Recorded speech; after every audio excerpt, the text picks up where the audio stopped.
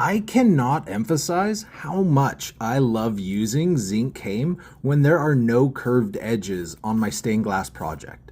It is so much easier and faster to attach the border, making this step less stressful than having to stretch hobby cane or bead solder onto the project. Which, by the way, I am terrible at bead soldering. It's the one skill I completely skipped over when I struggled to get it without dripping molten solder onto my hand. Hard pass. When initially attaching the border to hold it in place, I only flux and solder 2 to 3 spots. This feels like plenty enough to secure the zinc in place and prevent the project from shifting around. If you haven't tried zinc cane before, there are a few different ways you can cut your angles. Option 1 is buying a 45-degree angle snipper that costs around $120. Or option 2, which is the route I was shown, where you just use wire cutters to make vertical cuts at each end of the project, bend out the sides, and fold them over.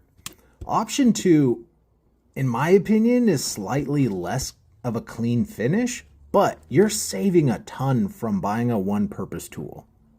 Now that the border is in place, we move on to soldering all of the joints that lead to the border. This helps secure the project, adding support for weight distribution. I noticed as I was soldering these joints, I developed a motion that allowed the solder line to connect to the zinc and create a somewhat uniform appearance.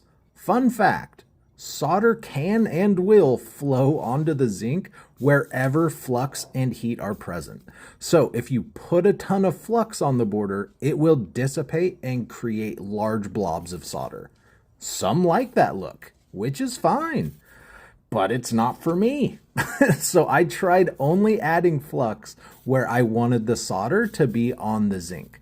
The motion was a down, up, down step.